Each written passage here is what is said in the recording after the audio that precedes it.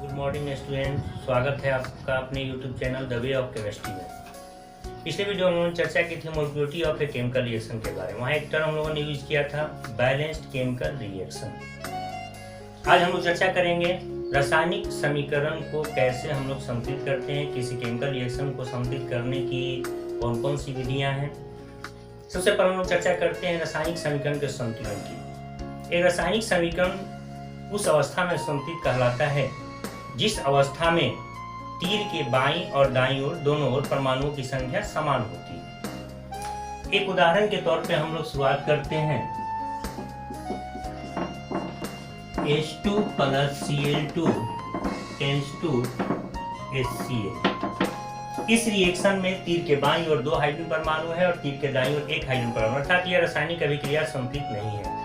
इस तरह के जो रिएक्शंस होते हैं उन्हें संतुलित करने के बहुत सारे मेथड्स हैं। आज हम लोग इस मेथड की चर्चा करने जा रहे हैं। वह एक बहुत ही आसान मेथड है और इससे हम लोग अधिकांश रासायनिक समीकरण को संतुलित कर सकते हैं। यह समीकरण के संतुलित करने की जो विधि है इसका नाम है अलजेब्रिक मेथड, बीजगणितीय विधि। इस विधि में हम लोग रिएक्टेंट से प्रोडक्ट तक जितने भी हम लोग के पास मोल्स होते हैं उनको क्रमशः A, B, C, D, E इत्यादि मानते हैं और सबको C के रूप में बदलकर और फिर अनुपात समानुपात विधि से रिएक्शन को हम लोग संतुलित करते हैं। हम लोग शुरुआत करते हैं इस रिएक्शन में। यह रिएक्शन संतुलित नहीं है क्योंकि तीर के दाईं ओर और बाईं ओर दोनों परमाणुओं की संख्या समान नहीं है। इसके लिए सबसे पहले हम लोग मान लेते हैं AH2 BCl2 tends to CHCl, अर्थात H2 के पहले A, Cl2 के पहले B और HCl के पहले C, जो मोल को सूचित कर रहे हैं। सबसे पहले हम लोग शुरुआत करते हैं पहला एलिमेंट हाइड्रोजन से। हाइड्रोजन तीर के बाईं ओर है जिसकी संख्या 2 है और यहाँ पर 1, यानी हम लोग लिखेंगे बाईं ओर 2A इक्वल टू दाईं ओर हाइड्रोजन परमाणु की संख्या 1 है और वहां पर C है, तो C में हम लोग 1 से गुना कर देंगे C। इसीलिए जो हम लोग का वैल्यू हुआ A बराबर C/2, यानी A को हम लोगों ने C के रूप में बदल दिया। अब हम लोग आते हैं अपने अगले एलिमेंट पर जो कोलिन है। यहाँ कोलिन की संख्या भी तीर के बाईं ओर 2 है और उसके पीछे B, यानी हम लोग 2 से B में गुना कर देंगे तो बाईं ओर हो जाएगा 2B और दाईं ओर Cl 1 है, इसलिए दाईं ओर हम लोग लिखेंगे C। यहाँ पर भी B बराबर C/2। अब हम लोग अनुपात विधि का सहारा लेंगे। A अनुपात B अनुपात C बराबर A के जगह हम लोग लिखेंगे C/2, B के जगह हम लोग लिखेंगे C/2, A के जगह C/2, B के जगह C/2 और C तो C है ही, इसलिए हम लोग C लिखेंगे। अब सब में C है, सब में से C को हम लोग यहाँ से हटा देंगे। 1/2 1/2 और 1 हम लोग को ये प्राप्त हुआ वैल्यू। जो मान हम लोग को प्राप्त हुआ उसमें यदि एक भी फ्रैक्शनल है तो हम लोग नीचे वाले जो टर्म्स हैं इनका हम लोग एलसीएम ले लेंगे और सब में गुना कर देंगे। यहाँ नीचे 2 है जिसका एलसीएम 2 होगा, जिसे हम लोग सब में गुना करेंगे।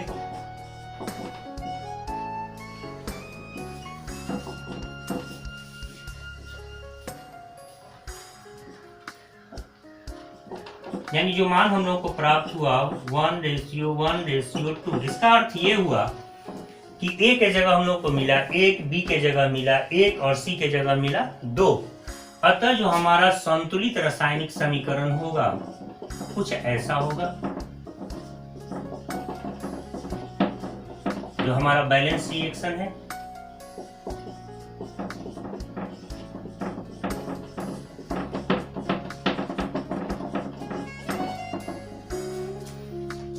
A के जगह हम लोग 1 इस्तेमाल करेंगे क्योंकि A के जगह हम लोग को 1 मिला, B के जगह भी 1 इस्तेमाल करेंगे क्योंकि B के जगह भी 1 मिला और C के जगह हम लोग को मिला 2, इसलिए 2 हम लोग इस्तेमाल करेंगे।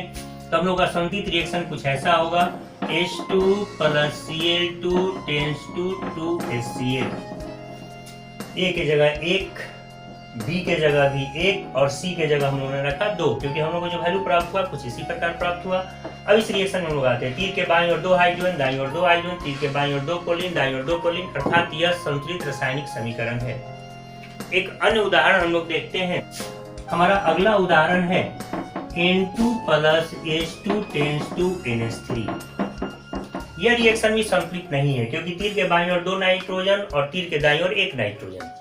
इस रिएक्शन को संतुलित करने के लिए हम लोग अलजेब्रिक मेथड में क्रमशः उसी की तरह जैसे पीछे वाले में हम लोगों ने किया था, पिछले वाले समीकरण में इसके पीछे A मान लेंगे, इसके पीछे B मान लेंगे और इसके पीछे C मान लेंगे।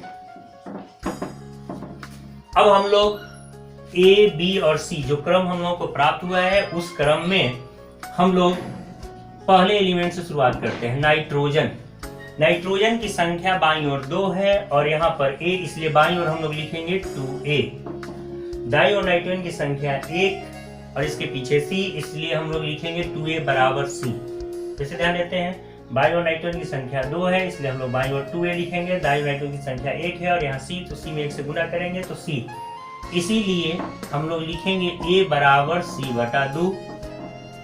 अब हम लोग आते हैं, दूसरा हम लोग का एलिमेंट है हाइड्रोजन। तीर के बाईं ओर 2 हाइड्रोजन परमाणु मौजूद हैं और इसके पीछे है B, इसलिए हम लोग लिखेंगे 2B। दाईं ओर 3 हाइड्रोजन परमाणु है और यहाँ C है इसलिए हम लोग लिखेंगे 3C, इसीलिए B बराबर 3 बटा 2C। तो A के जगह हम लोग को मिला C बटा 2, B के जगह मिला 3 बटा 2C और C तो C है ही, इसीलिए हम लोग का अनुपात विधि से A अनुपात B अनुपात C बराबर A के जगह लिखेंगे C बटा 2, B के जगह हम लोग लिखेंगे 3 बटा 2C और C तो C है ही, सब में C है इसलिए सब में से C को हम लोग हटा देंगे। ये वैल्यू कुछ ऐसा होगा 1 बटा 2 अनुपात 3 बटा 2 अनुपात 1। अब नीचे ये भी फ्रैक्शनल है और नीचे 2 वैल्यू है, नीचे वाले का एलसीएम लेंगे और सब में गुना करेंगे। 3 बटा 2 गुने 2 1 इंटू।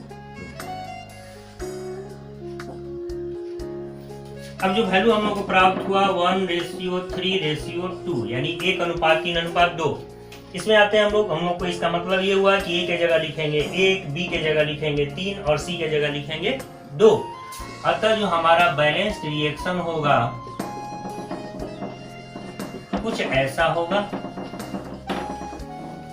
हमारा बैलेंस रिएक्शन A के जगह हम लोग लिखेंगे 1 यानी N2, B के जगह हम लोग लिखेंगे 3 यानी 3H2 और C के जगह लिखेंगे 2 यानी 2NH3। अब इस रिएक्शन में हम लोग आते हैं, तीर के बाईं ओर 2 नाइट्रोजन, दाईं ओर 2 नाइट्रोजन संतुलित है। तीर के बाईं ओर 3 दूनी 6 हाइड्रोजन, दाईं ओर 2 तिहाई 6 हाइड्रोजन, यानी यह एक संतुलित रासायनिक समीकरण है। फिर से ध्यान देते हैं, जिस रिएक्शन को हमें संतुलित करना होता है क्रमशः हम लोग A, B, C, D मानते हैं। यहाँ पर 2 रिएक्टेंट है और 1 प्रोडक्ट, इसलिए हम लोग A, B, C मान लिए। अब शुरुआत करते हैं पहले एलिमेंट से जो कि नाइट्रोजन है और ये 2 की संख्या में, तो A में 2 से गुना कर देंगे 2A और बराबर आते हैं हम लोग तीर के जगह पर बराबर चिन्ह देंगे और यहाँ पर नाइट्रोजन की संख्या 1 है और C से गुना करेंगे 1 में तो C, तो A बराबर हो गया C बटा 2। दूसरा एलिमेंट हम लोग का हाइड्रोजन है। हाइड्रोजन बराबर आते हैं हम लोग 2 हाइड्रोजन परमाणु तीर के बाईं ओर है तो बाईं ओर हम लोग लिखेंगे 2B और दाईं ओर हाइड्रोजन की संख्या 3 है तो हम लोग लिखेंगे 3C। B बराबर 3 बटा 2C, यानी हम लोग A, B दोनों को C के रूप में बदल दिए। C तो C है ही। अब A अनुपात B अनुपात C बराबर A के जगह रखेंगे C/2, B के जगह लिखेंगे हम लोग 3 बटा 2C और C तो C है ही। इसमें सब में से C को गायब कर देंगे और नीचे वाले का एलसीएम लेकर गुना करेंगे। जो वैल्यू हम लोग को प्राप्त होगा 1 अनुपात 3 अनुपात 2। इसका मतलब हुआ A के जगह मिला 1, B के जगह मिला 3 और C के जगह मिला 2। अब यह रासायनिक समीकरण कुछ ऐसा हो गया, A के जगह पर हम लोग 1 रखे, B के जगह पर हम लोग 3 रखे और C के जगह पर 2 रखे, तो रासायनिक अभिक्रिया स्वतः संतुलित हो गई। अगले उदाहरण पर हम लोग आते हैं, Fe प्लस H2O मिलकर निर्मित करता है Fe3O4 प्लस H2। यह रिएक्शन संतुलित नहीं है क्योंकि तीर के बाईं ओर 1 Fe और दाईं ओर 3 Fe। यहाँ पर रिएक्टेंट्स भी 2 है और प्रोडक्ट्स भी 2 है। हम लोग क्रमशः इसे A मानेंगे, फिर इसे B मानेंगे, इसे हम लोग C मानेंगे और इसे हम लोग D मानेंगे, क्रमशः मानेंगे। एक और संख्या होती हम लोग E मानते और सबको हम लोग एक के रूप में C के रूप में बदलेंगे। अब शुरुआत करते हैं पहले एलिमेंट से जो कि Fe है। तीर के बाईं ओर Fe की संख्या 1 है तो केवल A लिखेंगे और तीर के दाईं ओर Fe की संख्या है 3, इसलिए हम लोग 3C लिखेंगे, यानी A का मान हम लोग को मिला 3C के बराबर। दूसरा हमारा एलिमेंट है हाइड्रोजन। तीर के बाईं ओर हाइड्रोजन की संख्या 2 है, इसलिए हम लोग बाईं ओर 2D लिखेंगे। दाईं ओर हाइड्रोजन की संख्या भी 2 है, लेकिन वहां D है, इसलिए 2D लिखेंगे। अर्थात जो वैल्यू हम लोगों को मिला है, इसका मतलब है B बराबर है D के। तो A बराबर 3C और B बराबर D मिला अभी तक के रिलेशन से। अब आते हैं हम लोग तीसरा एलिमेंट O पर। तीर के बाईं ओर ऑक्सीजन की संख्या A है, O 1 है और उसके पीछे B है, तो केवल B लिखेंगे। तीर के दाईं ओर ऑक्सीजन की संख्या 4 है, उसके पीछे C, यानी हम लोग 4C लिखेंगे। अब यहाँ ध्यान देते हैं, A के जगह 3C मिला, B के जगह 4C मिला और B D के बराबर है, तो हम लोग को एक वैल्यू इन दोनों समीकरण से हम लोग आते हैं, B बराबर है D और B बराबर 4C, से D बराबर 4C। अब A भी 3C के रूप में आ गया, B भी हम लोगों का C के रूप में आ गया और D भी C के रूप में आ गया, तो हम लोग का अनुपात विधि कुछ ऐसा हो जाएगा, A अनुपात B अनुपात C अनुपात D बराबर A के जगह लिखेंगे 3C, B के जगह हम लोग लिखेंगे 4C, C तो C है ही, और D के जगह लिखेंगे 4C। सब में से C हम लोग हटा देंगे। अब जो वैल्यू हम लोग को प्राप्त होगा, इसमें कोई भी भिन्नांक नहीं है, इसीलिए हम लोग को यहाँ एलसीएम लेने की कोई जरूरत नहीं है, हम लोगों को सीधे मान यहाँ पर प्राप्त हो गया। पीछे वाले दोनों में हम लोग एलसीएम लिए थे, क्योंकि हम लोग को फ्रैक्शनल वैल्यू प्राप्त होता है, फ्रैक्शनल वैल्यू नहीं है। इसका मतलब ये हुआ कि A के जगह पर 3, B के जगह पर 4, C के जगह पर 1 और D के जगह पर 4। तो जो हमारा बैलेंस रिएक्शन है कुछ ऐसा होगा।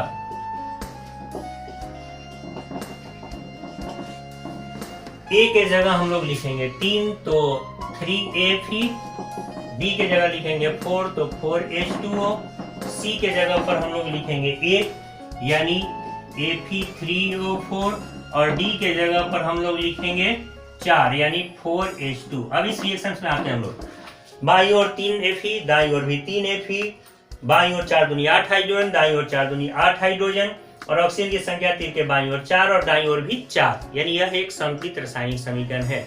इस विधि के द्वारा हम लोग सारे रिएक्शंस को संतुलित कर सकते हैं। यदि हमारा यह वीडियो पसंद आया हो तो इस चैनल को सब्सक्राइब करें, लाइक करें और ज़्यादा से ज़्यादा शेयर करें, ताकि आप जो हमारा वीडियो है समय से मिलता रहे और हम भी आगे आप लोगों को इस तरह से